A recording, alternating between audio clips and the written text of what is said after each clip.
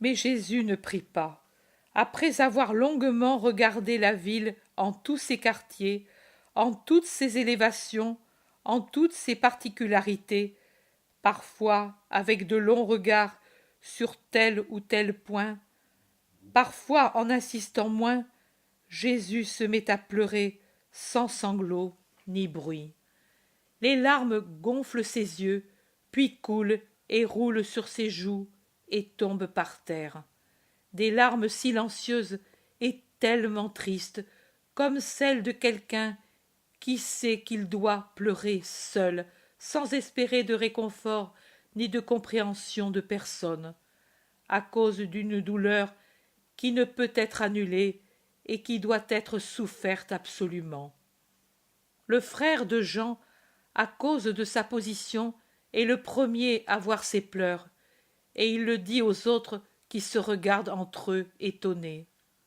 Personne de nous n'a fait de mal, dit quelqu'un, et un autre.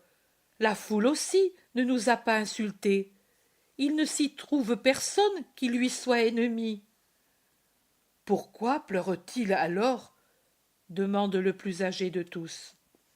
Pierre et Jean se lèvent ensemble et s'approchent du maître. Ils pensent que l'unique chose à faire, c'est de lui faire sentir qu'il l'aime et de lui demander ce qu'il a. Maître, tu pleures, dit Jean, en mettant sa tête blonde sur l'épaule de Jésus qui le dépasse de la tête et du cou. Et Pierre, en lui mettant une main à la taille, en l'entourant presque d'un embrassement pour l'attirer à lui, lui dit « Quelque chose te fait souffrir, Jésus? Dis-le à nous qui t'aimons. » Jésus appuie sa joue sur la tête blonde de Jean et, desserrant ses bras, il passe à son tour son bras autour de l'épaule de Pierre.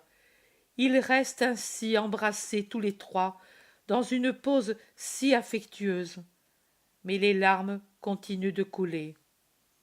Jean, qui les sent tomber dans ses cheveux, recommence à lui demander « Pourquoi pleures-tu, mon maître?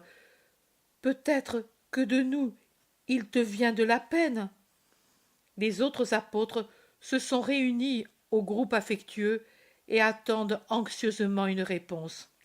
« Non, dit Jésus, pas de vous. Vous êtes pour moi des amis, et l'amitié, quand elle est sincère, est baume et sourire, jamais larmes. Je voudrais que vous restiez toujours mes amis, même maintenant que nous allons entrer dans la corruption qui fermente et qui corrompt celui qui n'a pas une volonté décidée de rester honnête. Où allons-nous, maître? Pas à Jérusalem? La foule t'a déjà salué joyeusement. Veux-tu la décevoir? Allons-nous peut-être en Samarie pour quelque prodige? Justement maintenant que la Pâque est proche.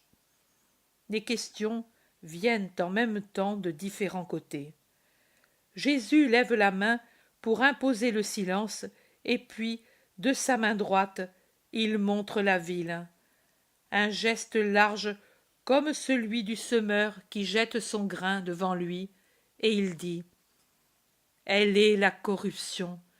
Nous entrons dans Jérusalem, nous y entrons, et seul le Très-Haut sait comment je voudrais la sanctifier en y amenant la sainteté qui vient des cieux.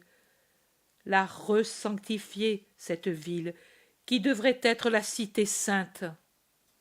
Mais je ne pourrai rien lui faire.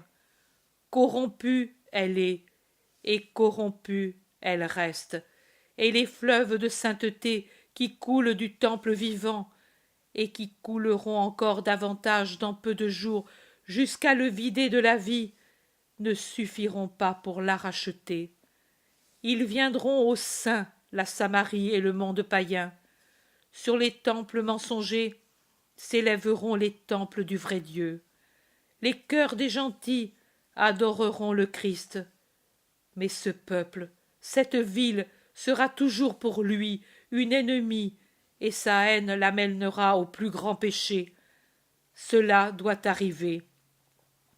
Mais malheur à ceux qui seront les instruments de ce crime, malheur.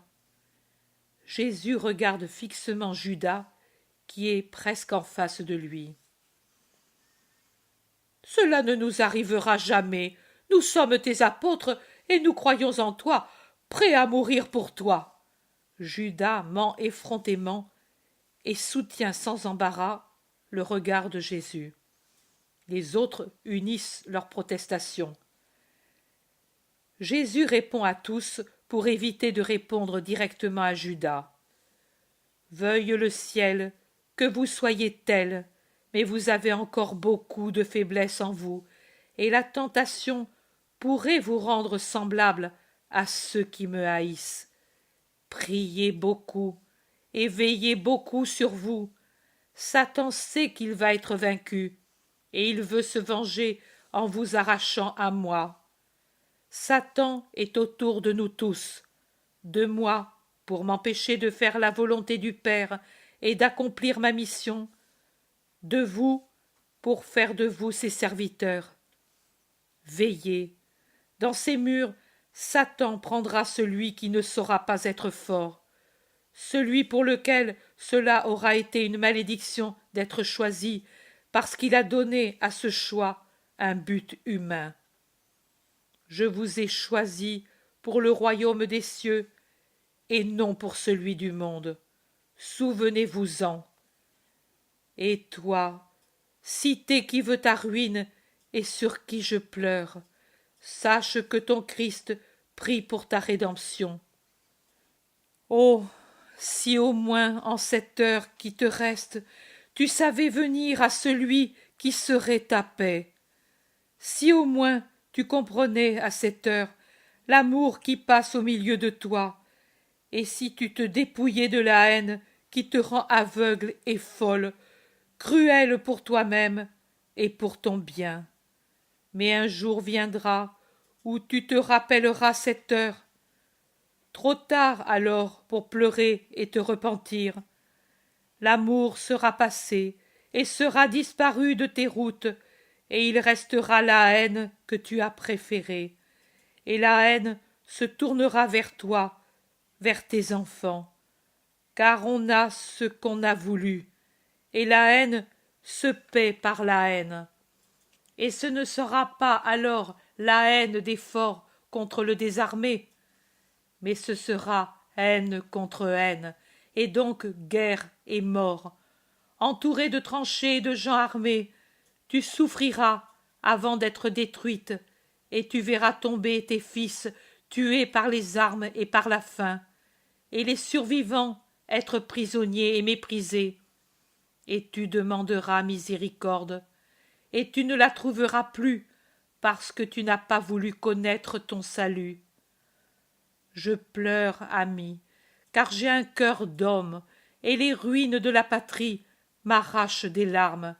Mais que ce qui est juste s'accomplisse, puisque dans ces murs la corruption dépasse toute limite et attire le châtiment de Dieu.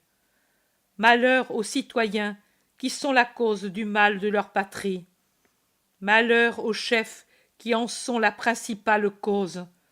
Malheur à ceux qui devraient être saints pour amener les autres à être honnêtes et qui, au contraire, profanent la maison de leur ministère et eux-mêmes.